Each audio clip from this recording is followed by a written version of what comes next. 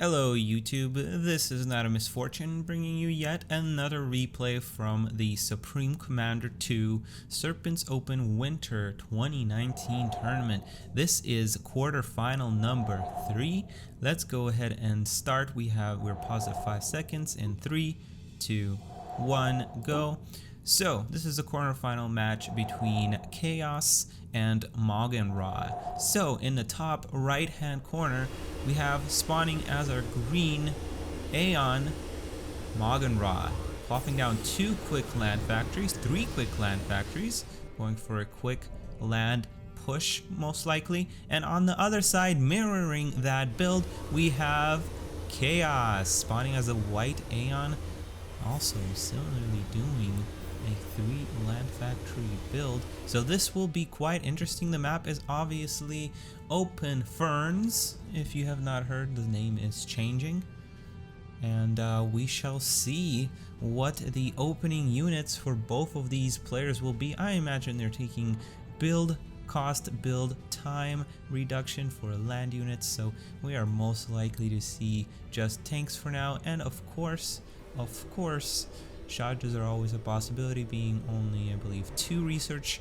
after the build cost reduction, but that means that Chaos does not have the range upgrade on his units quite yet. However, that's not quite as crucial, as you can upgrade it on all of your units that you have out on the field. So actually it's much better to unlock units first so that you give them a chance to build, and then you can send them across the map and then do all the upgrades later. So pretty good strategy. Same thing, no, not the same thing at all from MauganRa. MauganRa sending out 1 Harvog so far, pushing up with a radar up here. I think he's expecting that his opponent is not opening up with such an aggressive build similar to his own. Okay, actually I missed something. Chaos is not going to be choosing to build any mass. It looks like this is a similar build to what we saw. Nope, I can't say when, because that hasn't happened actually. So I am casting this after the tournament is over, obviously, so I do know the outcome of this tournament, but it is quite interesting to see this strategy. I don't believe, actually no, we did see, no we did not. I don't think he did it. Anyway, I think MauganRa has seen with the radar that his opponent has quite a bit of units. Meanwhile, Chaos is pushing out with his army, his ACU, and his engineers. The only problem that I see, nope, just kidding, there is 1 mobile missile launcher. Let's see what we have from our opponent here. We have some tanks coming out. That is definitely a good idea. These Harvards are not going to be good in the short term because they're just going to be falling like crazy. As you can see, we have 1500 HP on the Yenzus and only 1200 on the Harvogs. They are quite a bit faster, so they are able to dodge a little bit more. Looks like MauganRa doing the right thing, building the point defense here, exactly what you want to do against a rush like this, especially with an ACU rush. Chaos meanwhile is taking out that radar. MauganRa is going to be in the blind, so let's see if Chaos is going to use this to his advantage. Actually no, these are control K's, my mistake. Great play by MauganRa, denying every little bit of research points to his opponent, because he knows that he just has to hold out and not give an inch. There is no economy on the back end. Both the engineers have been pulled forward, so there is nothing coming for Chaos. So this is an all-in, as basically as all-in as it can get. Meanwhile, Chaos is kind of probing with his ACU, sees that the point defense is quite point defense is there. There is a shield on that factory, and meanwhile Chaos continues to push forward. Let's actually no, let's keep the replay speed as what it is. It is quite a bit slow. I'm wondering if it may be something wrong with the replay. Chaos pushing in, target firing the ACU here. However, it is under his shield and he is losing quite a bit of his Shajas. So many units left for MauganRa, and the only hope that Chaos has at this point is if this is a dual detonation here, but that is not going to happen. There is simply way too much HP on that ACU, as we have a game 1 winner. MauganRa is taking a quick 1-0 lead on open palms. I would have expected a more standard game on a standard map such as open palms, but oftentimes people do, so maybe Chaos thought that he was going to throw something in there that's going to be a little bit different. However, I don't think he expected there to be 3 land factories and a point defense. That was a pretty good countering build, unknowingly, be it as it may, but there was a PD plopping down. MauganRa definitely did a good job to counter that. So that is game 1. I will be right back with game 2. This is a best out of 3 as a reminder. Hello YouTube again, this is again Night of Misfortune if you forgot who your caster was. We are in game 2 between MauganRa and Chaos after MauganRa has taken a quick lead in game 1. I'm paused at 5 seconds, so let's go ahead and start in 3, 2, 1, go. So, first video that I've done, I think this bar in the bottom was not visible. It's due to my screen size, so hopefully now it's fixed and you guys are able to see the time, as well as, you know, some of these notifications on the bottom left when I'm hovering over the units. So introductions, I should have started with that. On the bottom right, the assassin that tries to blend in with his environment. We have a white Aeon with the name of Chaos, and in the top right, his opponent, the winner of the last game, one up in this quarterfinal number 3. We have the green Aeon, MauganRa, plopping down an air factory while his opponent is grabbing also an air factory. I thought that was a land, my bad. So, again, very similar build. They're almost building in the exact same spots too. You can see that the build order is fairly similar. Chaos's plane is a little bit sooner than MauganRa's, so he's not electing to scout, however, so we will see what exactly is going to happen with that.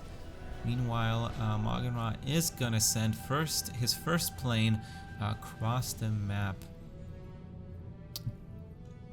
Looks like MauganRa is going to be a little bit quick or a little bit slower to expand, as he's focusing on some energy generators, while Chaos's ACU has taken the bulk of that work.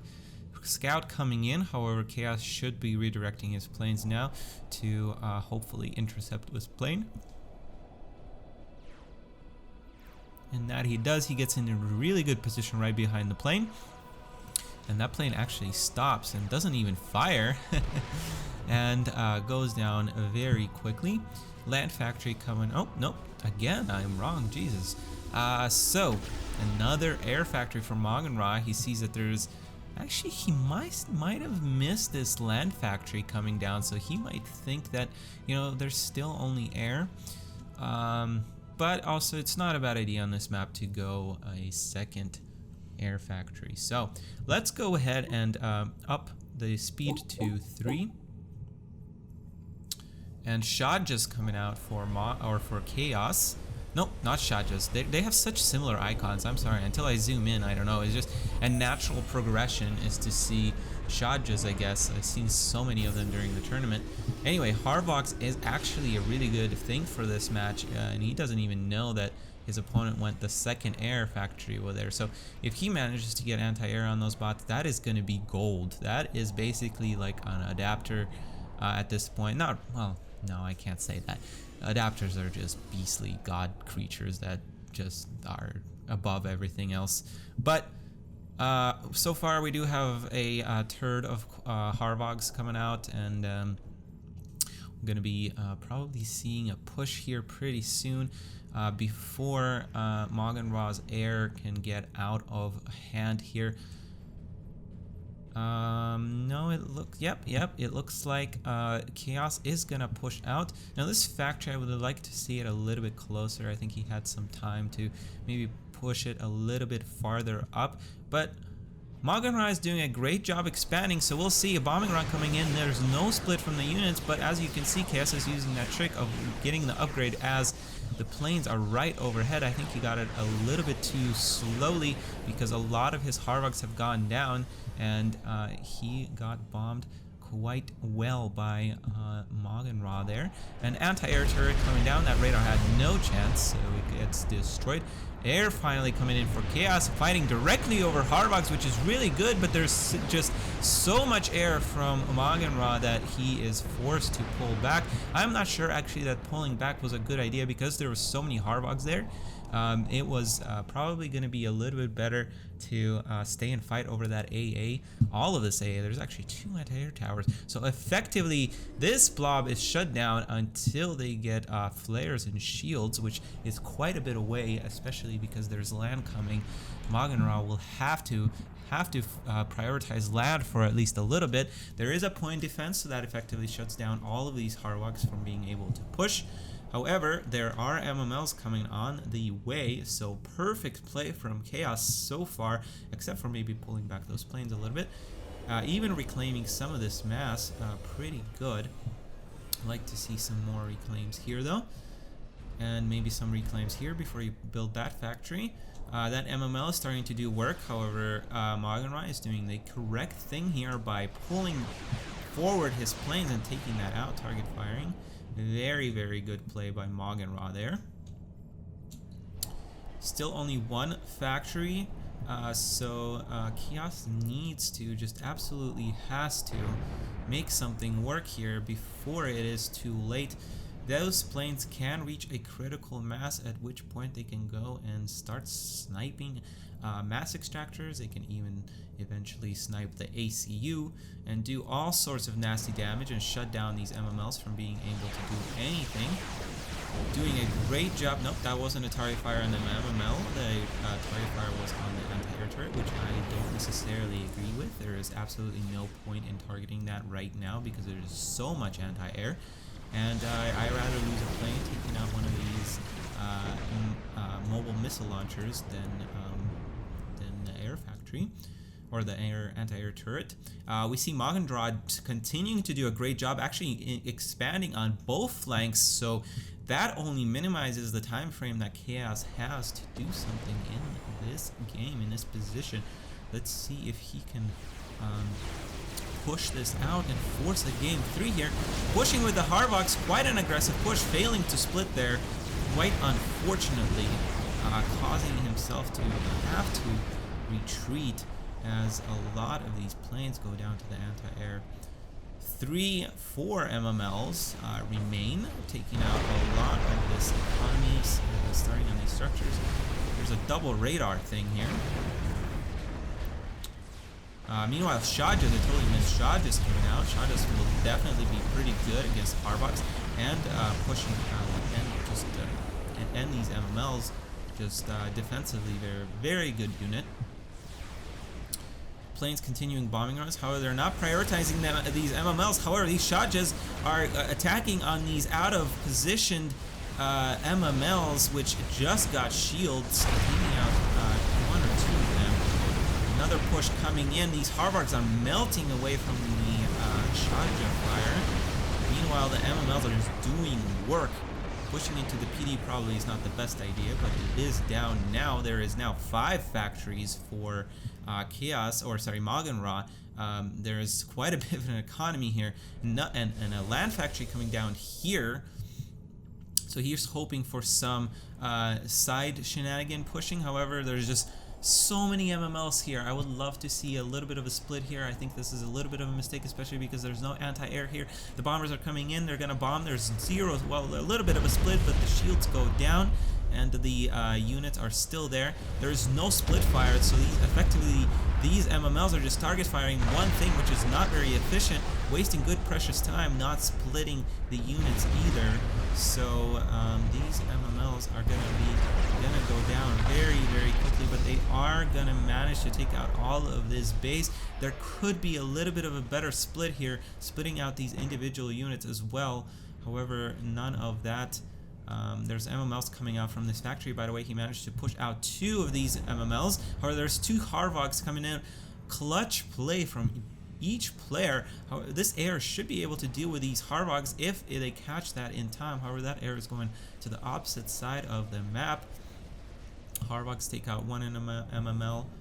And I don't think this air is going to get there in time. Oh, but these Harvogs missed the MML. MML is going to start bombarding that mass extractor of Chaos, who is already down on mass. However, 1, 2, 3, 4, 5, 6, 7, 8. 8 factories versus 6 land factories is definitely good. However, there is a research station for MauganRa, which will give him an edge in the long run. Defensively, research stations are very, very good. This lonely MML is just doing work over here. Bombing run coming in, but these planes are just gonna melt away. There's so much anti-air, and let's all hold up our hats to our chests for this. 75% of these planes go down quite quickly, flying directly overhead. A bad rally point. More planes go down, and this just is transformed into a graveyard of air. Meanwhile, MauganRa is just doing work on these mass extractors, outer mass extractors, with his MML and what's left of his planes. Another plane is flying directly overhead. I think that was a scout, hopefully. I don't know why they would go otherwise. This is a great position for, not a great position for Shajas. However, there's a teleport and a snipe on MauganRa, which is a great move. Teleport can end games very quickly. That's why you need to anticipate it a little bit better and position your ACU underneath shields, if not even getting some ACU honker. So that is a pretty eventful and a pretty good game from these 2 players. I'm honestly surprised as how good this game is. This is probably the best one I've cast outside of the tournament. So Chaos manages to tie it 1-1. We're gonna go to the tiebreaker match. I will be right back. Welcome back, ladies and gentlemen. This is Nite of Misfortune bringing you the final game in this quarterfinal number 3 between MauganRa and Chaos. We are paused at 5 seconds. Let's go ahead and start in 3, 2, 1, go. Alright, so in the bottom left we have White Aeon Commander Chaos, who's done a great job last game with the teleport to tie up the series 1-1, and his opponent doing a great solid job so far throughout the tournament, being very consistent. His opponent is Green Aeon MauganRa, starting with 2 air factories, while his opponent only has 1 so far. This map, as I've been saying a lot throughout the tournament, is a little bit bigger. The mass points are quite a bit farther, so expansion is slower. Thus, usually I would expect these maps to have longer games on them. So far, however, that has not been the case, because this bridge is such a big battleground that it oftentimes there is a decisive battle pretty quickly that happens here, and one of the players is able to push through, which pretty much slows or quickens the games up pretty quickly. Now this is different. This is a different map than Mark and Bridge. Obviously, it has same kind of elements. However, you know, there's a bridge in the center, a little bit of a shorter bridge and a wider bridge, but there is water surrounding both bases. However, the distance from the water to the main base is quite a bit longer, so MMLs are not as you know, deadly on this map. They are still able to make their way, however it's a slower way, so it's much slower, still kind of effective. Oftentimes you see players elect not to take this mass point here because the MMLs have such an easy time getting down here. and making their way over here. Not so much on this end because obviously there is no coast here. There's no descent here. You can't really build buildings on water until you get research or until you get teleports. So there's no real possibility of a threat from MMLs coming down this side, at least for the time being. Anti-air tower coming out for our white Aeon commander. And it's actually going to take out that scout, which doesn't manage to make its way to the main base. It's going to just turn around right where it is and die right there. No radar out for MauganRa as of yet. Actually, for either player as of yet. So this push out is not yet known to MauganRa. He hasn't scouted this this land factory being propped down. He can expect it though, because he should have seen that ACU right there. And our air is coming in here, and you can actually see Chaos is leaving this extractor open here. Gonna start bombarding some of this mass out.